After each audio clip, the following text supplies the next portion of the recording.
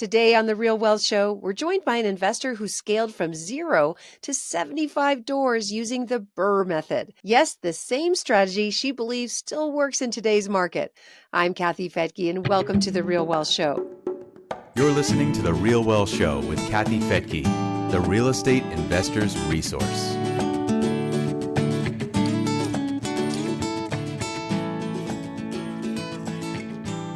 Our guest today is Jessie Lang, a Columbus, Ohio-based investor whose journey to financial freedom is anything but ordinary. We'll hear how real estate allowed her to take a year off to travel the world, how she built a sizable portfolio through repeatable systems, and how she now manages it all in just 4 to 6 hours a week today. Jessie, welcome to The Real Wealth Show. Thank you. Thanks for having me. Oh, it's great to have you here. And let's start with how you get started, because for so many people, that's the hardest part. So how did it all begin for you? Yes. So getting started, my story actually began probably like many out there is an accidental landlord. I never knew that, I could be a real estate investor as a career. I didn't have that example in my childhood or anything like that. So when I fell into this, I didn't know anyone doing it. I was completely making it up. But it all started in Austin, Texas in about 2013, 2012. And I graduated college and, society says you're supposed to get a job and buy a house and get married and have kids and do all these things. But I didn't do all of them. I thankfully did buy a little condo for $92,000. I put my entire life savings as my down payment. It had the grandma curtains, the yellow countertops, shag carpet. It had everything. And I was fixing it up over the years. I was renting out some of the rooms to kind of like Craigslist people. If that tells you the time frame, it wasn't even Facebook Marketplace. And, I was making some money, but I really didn't understand this was like a model. So a couple years passed by working, collecting rent this way. And one of my roommates at the time was my partner. We ended up splitting up. So in the matter of 2 weeks, I went from just living my everyday life to moving out and having 4 college boys renting out my condo. And like I said, I was completely making it up as I went. So it was not something I set out to, but I fell into. Yeah, that's probably not the demographic you want to be renting to. 4 college guys. I don't know. Hopefully they were good boys. They were. I joke that they could have stopped my career before it ever started, but they were fantastic, honestly. Oh, yeah, you're lucky. That's kind of how it was for Rich and me. If you want to make things work and you want to be able to live in an expensive area for sure, like we were in the San Francisco Bay Area, we would rent a 4-bedroom house and rent out rooms, like 2 rooms in the rental. And then when we bought our first house, same thing. We rented out every nook and cranny that we possibly could, not because we thought that was a business, because it was survival. Same. Yeah, good stuff. So you found them on Craigslist. That's what we did too. Not always ideal. So then what was your next step? So my next step after the kind of split up with my partner is I rented a room from a friend for a little bit as I saved up a little bit more money. And I went out and I bought another house. And so I had my one long-term rental. I had roommates in my new house. A year later, I did it again. So I had 2 long-term rentals. I had roommates where I was living. And at this point, I thought I was a genius. I thought I had it all figured out. Had my day job as well. So I was mid-20s, making good amount of money with no bills. And I was able to save up a lot of money. And so 2016 comes along. I did this for a couple years and I had my savings and I knew that there was so much more to life. And so I really kind of quit my job. I left everything behind. I went to go travel the world for a year. And I ended up living in 12 countries for 1 month each in South America, Europe, and Asia. And so I really got to see so much of the world. I met my beautiful wife. I met the company that brought me here to Columbus, Ohio. And it was just a transformative year, all afforded just from 3 rental properties. Wow. Really? From the cash flow of those properties? How is that possible? Yeah. Plus savings. I was, like I said, saving a ton of money and had no bills. Like all of my bills were paid by other people. And so, savings and cash flow. And living a very Wow. frugal life traveling. Like, you know, we weren't Oh, doing yeah. anything extravagant. You can travel for so cheap. It's Yes. incredible. My daughter's been doing that too, spending a month in different cities. She'll come home for a few months to save money and help out doing chores around the house and stuff and then get on the road again, It's especially Asia. amazing. Yeah. Yeah. Did you ever make it to Asia? Because boy, We did she was four living on months. $10 a day in Asia. Yeah. It's expensive to get out of the United States, but once Yes. you're abroad, it's very affordable. Yeah, very exciting. And then just investing in your knowledge. Americans are kind of isolated if they don't leave our little island, so to speak. It's you just don't realize what else is out there. There's a whole big world out there. So good for you investing in your memories. All right. So now what are you doing? What's your portfolio look like today? Yeah. So my portfolio when I went to go travel in 2016 was 3 doors. You know, and like I kind of teased, I thought I had it all figured out. That was far from the truth. I learned later. And I came back to the United States. I was living in Austin. I knew I didn't want to go back. So I actually ended up taking a full time position in Columbus, Ohio. And even though these rentals let me go travel for a year, I still did not see myself as a real estate investor. I still thought I had to work for someone else, which now looking back is obviously crazy. But I did. I moved here for a job and I made it about 18 months at that role in project management. And the whole time I was working for someone else, I was going to my local RIAs. I was meeting other investors that I was learning are like just regular people. I thought to be an investor, you had to drive a Ferrari and, you know, kind of be a jerk and all this. But I didn't know. I had no perception of what a real estate investor was. So I'm going to these RIAs and I'm like, okay, wow, these are real people.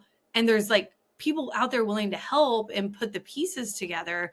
And so that 18 months got me the courage to quit my job and go real estate full time. Over the first 2 years, I was basically wholesaling. That's really all I knew how to do. I was wholesaling and saving up a bunch of money to go out and put 20% down on long-term rentals because that's all I knew. And so it was taking forever. But over those first couple of years, I did end up buying 8 more doors. So we were at like 11 doors come January 2021. And that time frame was kind of where everything changed for me. I was buying the wrong way. I was like scrimping, saving. I was doing all the wrong renovations because, you know, I'd buy a building that needed some work, but I was putting 20% down. So all the renovations were out of pocket. And so I was like doing the things the cheapest way possible. And it was not working. So January 2021, I really figured out the BRRRR method. I figured out how to use hard money, how to use private money, and that changed everything. And so since then, that first year doing BRRRR, we bought 22 doors. So I had 11, Wow. And bought you bought 22 22 in 1 year? in the first year that I really figured out, yeah, how to like repeat a strategy. And that wasn't the easiest year. 2021 was when it was a frenzy and there was multiple offers on just about everything because you weren't Yes. alone. You had, a whole group of people your age doing the same thing. I had a bit of an advantage since I had been wholesaling the previous 2 years. So I had a good pipeline and I was buying a lot of my own deals that I was getting direct to seller. I was buying off the MLS too, other wholesalers, you know, all the normal channels. But I did have a somewhat advantage just having my own deal sources. For those who are new to the concept, will you just explain what that shift was from long-term rental, sort of traditional 20% down by your long-term rental property to BRRRR? What does that mean? Yeah. So just quick high level, it stands for buy, renovate, rent, refinance, repeat. And the idea is that you use hard money or private money, someone else's money to purchase a property that needs work. You force the value of that property through renovations. You put a market rate tenant in place. You take this nice new package that you created to a long-term lender. You say, hey, what will you loan me against this? It's typically 75% of the new value. And remember, you improved or increased the value by the renovation, by the market rate tenant. And so if you BRRRR correctly, then you can actually pull out enough money to pay off your down payment, your hard money lender, your private money lender, whatever money you have in the deal, you can pay that off. So you own 25% equity in a property that you have none of your own money in. So the key is really getting all of that right. You've got to get it for the right price. You have got to get the right, I mean, hard money. Let's talk about what hard money is and private money. What is it and how much were you paying for it? Yeah, so I was initially pretty scared about hard money just because I heard the numbers and I didn't really understand the value behind the numbers. So, typically they're going to be between 10 and 12%, between 1 and like 3 points.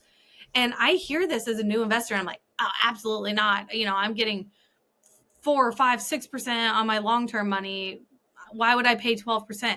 And I didn't understand the value proposition that I can close in 3 days. So that's desirable to sellers. I can borrow 100% of my renovation costs. So I have the money to do the right renovations. You could borrow the money for the acquisition and the renovation.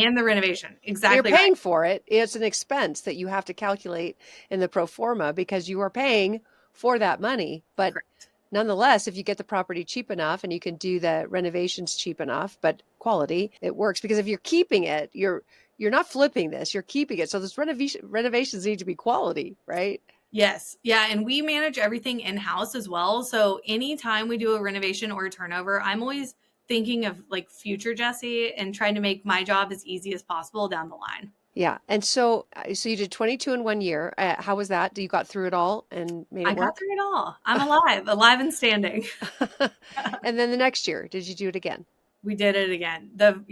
In the next 3 years, we bought about 20, 25 doors a year. So the portfolio today, I've sold some off over the years. Portfolio is sitting right around 70, 75. And since January 2021, so the last 4 years. And I have slowed down a little bit. Rates just haven't had as many deals work out, right? They just don't work the way that they did when rates were in 4%. Well, that's kind of the story today, right? That the BRRRR method is dead. Would you agree with that or no? Nope, you're shaking your head. No. Hard No, pass. it's not dead. It's not dead. It's not dead by any means. You have to be thoughtful about a couple things. You're going to make as many offers as you're going to, but they may not get accepted as much, right? Because the numbers just don't work. You also have to think with the long-term point of view. And people see like, oh, I can't BRRRR. I'm leaving, and these are Midwest numbers, but I'm leaving $10,000 in the deal. I'm leaving $20,000 in the deal. Okay, well, that property say is worth 200. If you were to buy that traditionally, that's 40,000 down. So you could put 10,000 down or 20,000 down and BRRRR it, or you could put 40,000 down. So even though it's not the perfect BRRRR, it's still a far better strategy. I believe that, and I'll scream it from the rooftops. Yeah, the perfect BRRRR is you get money back. So you get all your money back plus some. Yeah. Then it got to, you just try to get your money back. And now it's like, just try to get some money back. Either way. And for me, it's like, just try to make a cash flow, try to find something that you're going to be proud to own and it's going to make you money for your future self, your 10 year from now self, because it's a hold. It's a hold. It's not a very, very different strategy. So what is your buy box today and has it changed from what it was? So the property itself, like the structure hasn't changed so much. We're really comfortable in like the 2 to 3 bedroom, 1 to 2 bath space. I don't like to go over 1,500 square feet. It's just a lot of house to manage. And we have a lot of properties that are the exact same floor plan. I was looking it up and about 10% of our portfolio is the exact same floor plan. And so I'm tight. Keeps it simple. So simple. I'm very tight on the neighborhoods that we buy in. We're in 15 zip codes, but the majority are in 5. And I just understand the numbers very well. I understand the, resident class. And I just kind of know the process because I've done it so many times. What has changed is our purchase price and ARV. That's shifted. So the same house 3 or 4 years ago, I was buying for 40 to 60K here in the Midwest. Yeah. In Columbus? In Columbus. What? I'm telling you. And those were maybe worth like 130 to 160 ARV. That exact same house now we're buying, 80 to 120. And, it's worth 200 to maybe 250 is kind of top of my buy box. And ARV for new listeners is after repair value. So what it would sell for or what the bank would say it's worth so that you could refi, that's the number that they're using to determine how much money they're going to give you. Okay, very good. So you're still finding deals that pencil. We still find them. And I will tell you, we have a student who recently had one in Cleveland, so it's not only Columbus. She underwrote everything at 190 as the ARV, and she was in it for, 170 between purchase, rehab, holding costs, all that. And she held it for longer than she meant to. And that property ended up appraising for 255. So she went from thinking she was going to leave, 15K in the deal to actually pulling out 30K. And the BRRRR still works. I promise you. You just have to find the right properties. Yeah. Oh, that's the ideal one. Okay, so do you think you have to live where you BRRRR? I do live where I BRRRR, but honestly, I kind of am a remote investor. Even though I live here, I don't go to my properties very often personally. I have an awesome team that I trust, between GC, general contractor, to occupied maintenance. I have a full-time administrative help.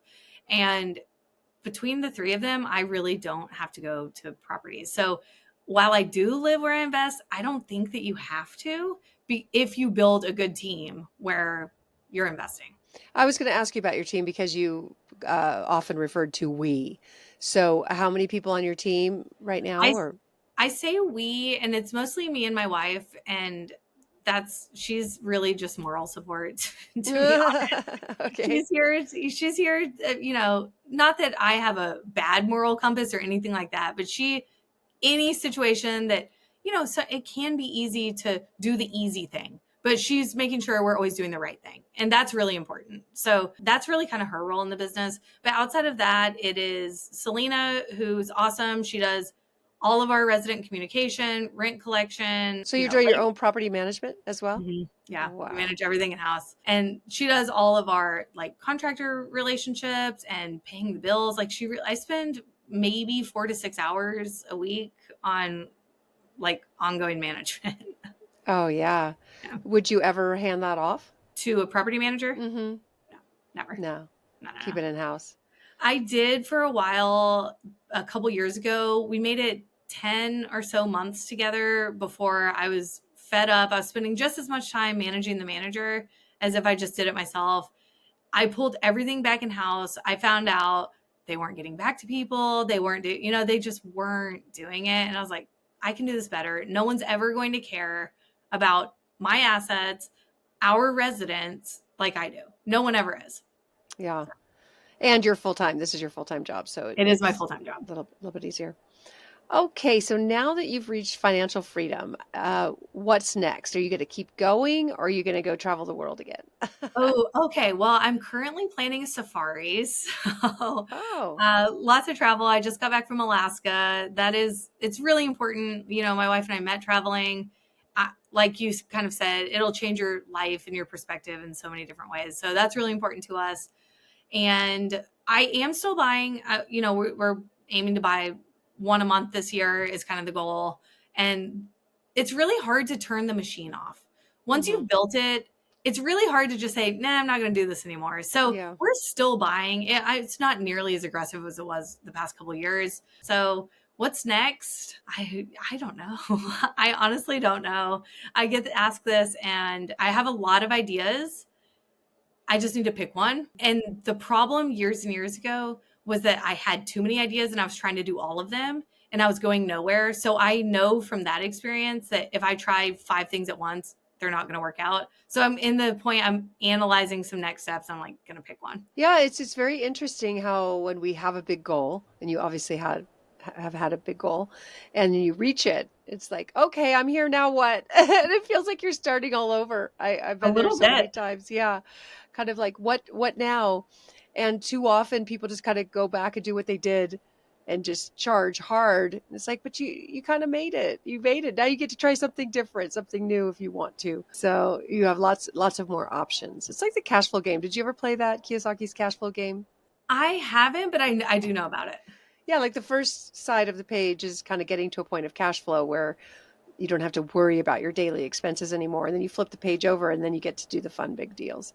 Sometimes people who do commercial real estate or other kinds of real estate, they kind of poo-poo on single family investments. Have you come across that? Do you regret focusing only on single family? No, I don't. I actually love single family. I believe that it's an asset class that will never go away. If anything, as a society, we're moving more towards rentals with some affordability issues, for younger people, and just kind of the mindset of people just want to rent, right? They don't want to be committed to some big payment or like location. They want the freedom, right? So it's never going away. And we have some small apartment buildings, a couple of 6 units, a 4 unit. I actually prefer my single family because people tend to stay a long time. They take care of the place, they take ownership, and we're pretty flexible with what we let people do as far as, if you want to paint a wall, I don't care. If it makes you stay an extra year because you feel at home, like that's great for me. We just paint it back. Yeah. Yeah, be cool. That's Be what I cool. always say. Just be cool. Take care of your tenants or your clients. Serve them, Yes. and they will stay. They will take care of you. Yeah. Too often people just don't even think about that part of it. They treat them like a number. And Yes. then like housing providers have such a bad rap, and it's because there are so many that are corporations or, they don't have the money to do the repairs. And that's just not the game we're playing. Yeah. We're trying to do things the right way. Yeah, it's so funny. Everybody just finds their thing, and I've had a lot of people look down their nose at me for being so obsessed with single family, but You're so good. I love it. I love it. We do commercial too, and I like that too. But to me, it's harder than just a little house and lots of little houses. I don't know. Lots of little houses. Lots of little houses just makes sense to me too. All right. Well, Jessie, it's really a pleasure to have you here on the Real Well Show. I think you inspired a lot of people who maybe think that they missed the boat, and that, you just got lucky because you got in early. What do you say to people like that? They say the best time to plant a tree is today, or it's 5 years ago. And if you can't plant it 5 years ago, you plant it today. Yeah. And it's the exact same thing in real estate. You can't go back 5 years. You can't go back 10, 15 years, but you can do it today. And 5 years from now is basically a blink of an eye. You're going to blink and 5 years have passed and you can see the fruits of your labor. Values, I don't have a crystal ball, historically have gone up over time. And if you can hold long enough, you're going to come out on the other side just fine. Yeah, you're going to be on the party boat, as I've said many times. So I could not agree more. And trust me, 5 years will pass faster than you can even imagine. 10 years as well, and even 20. All right. Well, Jessie, thank you so much for being here on the Real Well Show. Really appreciate it. Thank you. And thank you for joining me here on the Real Wealth Show. As a reminder, you can go to realwealth.com/90 days, 90 as a number, to download the Busy Person's Guide to Getting Your First Rental Property in 90 days. I'm Kathy Fettke. Thanks for joining me on the Real Wealth Show, and we'll see you next time.